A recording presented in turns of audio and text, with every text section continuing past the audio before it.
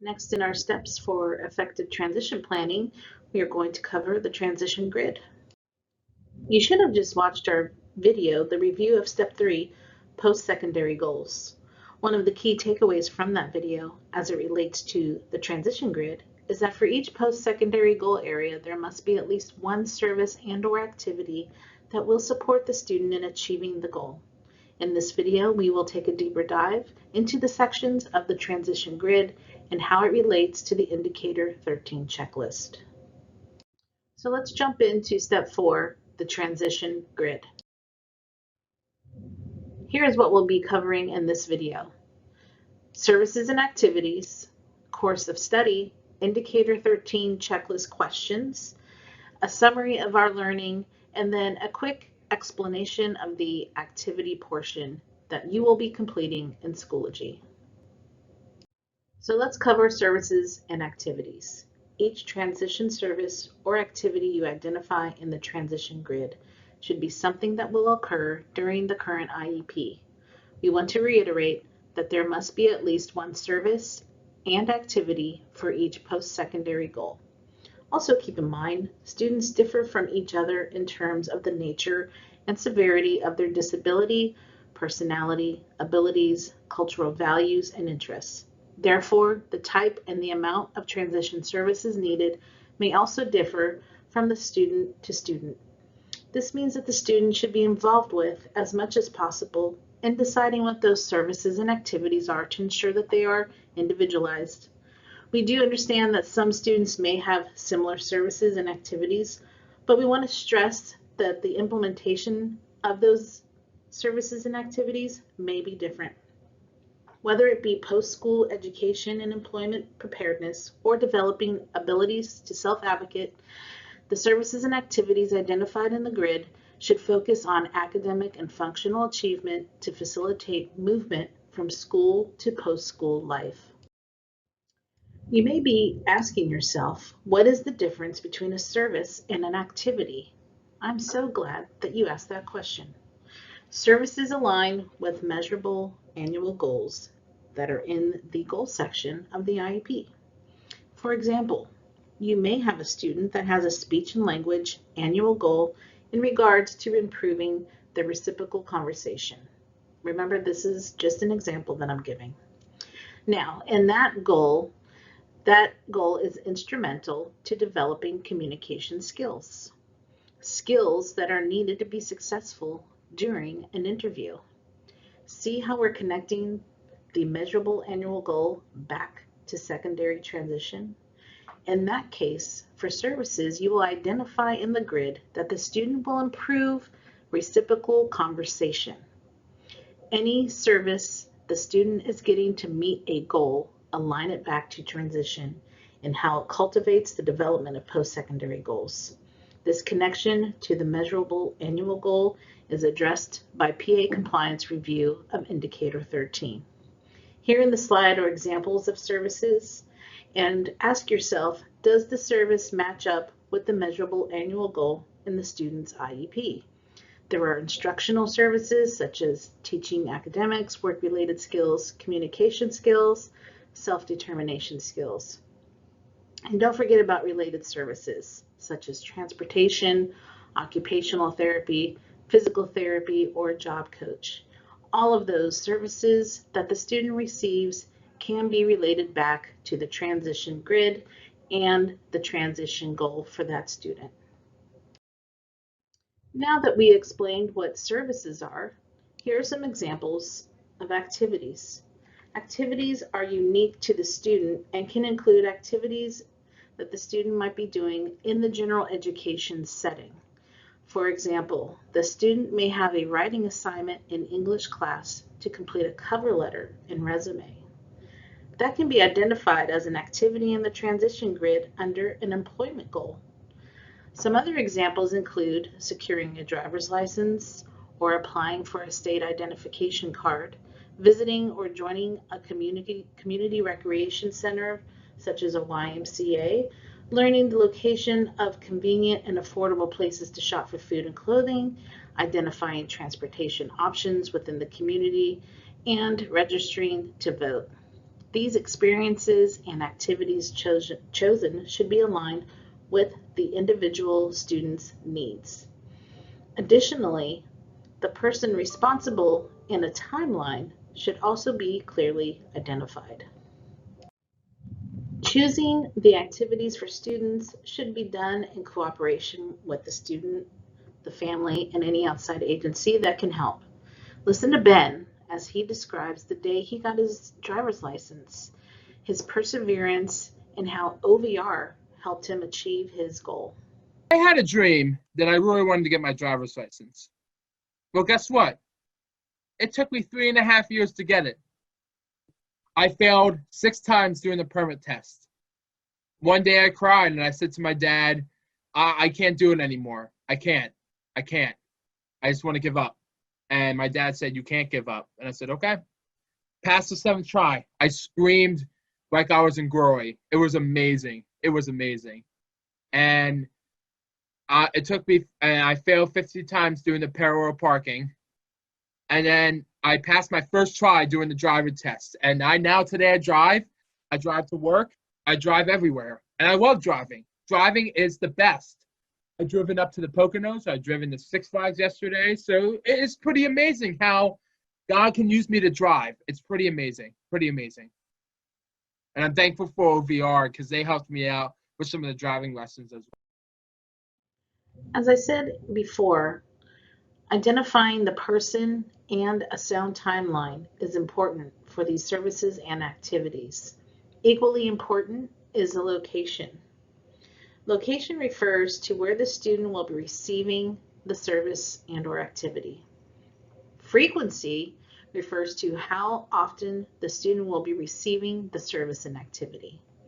Documentation of frequency using vague terms such as needed is not appropriate. The projected beginning date and the anticipated duration of the service and activity must be listed, and duration refers to the anticipated ending date for service. In the persons or agency responsible column, indicate the person's title or agency that will ensure each activity or service is completed. Examples might be OVR or the LEA, guidance counselor, school nurse, supports coordinator, special education teacher, whoever is involved with that student's life that will be getting that activity or service complete. The section entitled Persons Agency Responsible should not list the parent and/or the student. An individual employed or an agency responsible for providing or assuring the provision of this transition service or activity must be listed. If the parent or the student must participate in the service and activity, this section of the IEP would describe what the responsible agency or employee of the agency will do to facilitate parent or student participation, and to assertion that extent to which service or activity has been effective in achieving the desired transition-related purpose. If the parent or the student do not participate as necessary in the service or activity, the IEP team should reconvene and investigate options to achieve the participation or consider alternatives for achieving the transition-related purpose of that activity.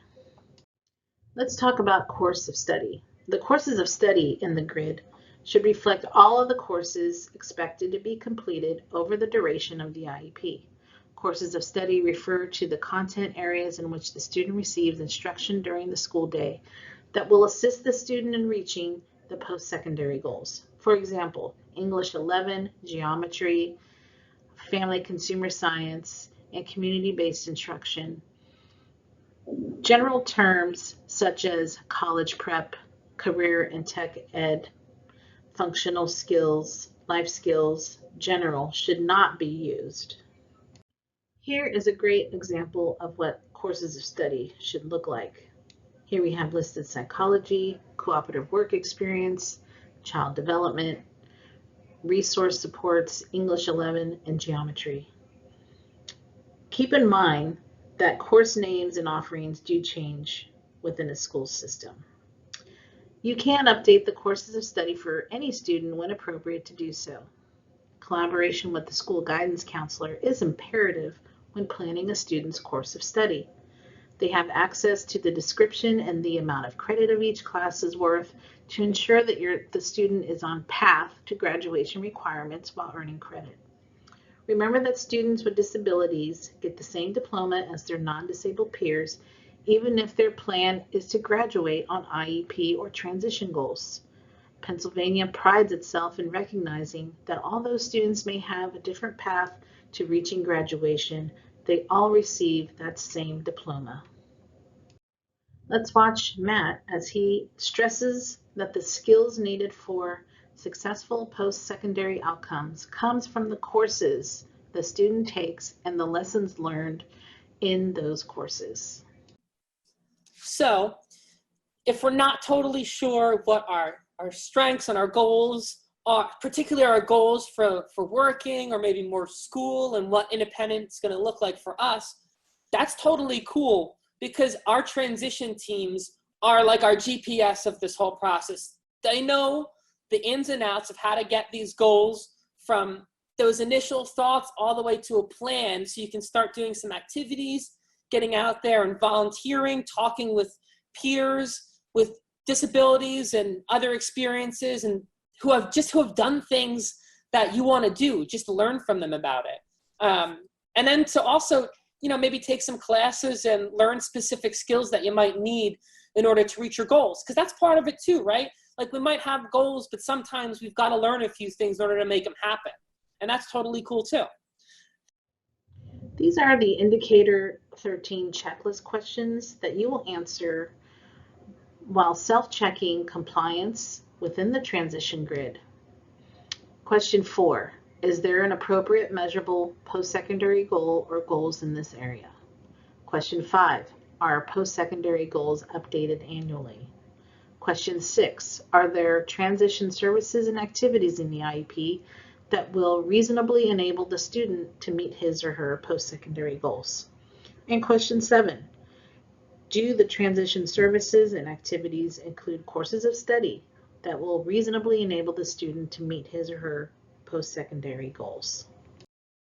Let's look at an example of a transition grid for Allison in the area of post-secondary education and training and how you would answer the questions in the Indicator 13 checklist as you look at the grid. Question 4. Is there an appropriate measurable post-secondary goal or goals in this area? So for post-secondary education and training, I see a goal there in the top box. After graduation from high school, Allison will enroll in a 4-year college and pursue a bachelor's degree in child development. So I would click check yes for that. Question 5, are post-secondary goals updated annually? A summary of previous goals should be referenced in the present levels and a notation made that based on updated assessments, goals remain the same, or a notation that a goal has changed from year to the next and why. So in present levels, that is where you should see that information, and if it is there, you would check yes. Question 6, are there transition services and activities in the IEP that will reasonably enable the student to meet his or her post-secondary goals?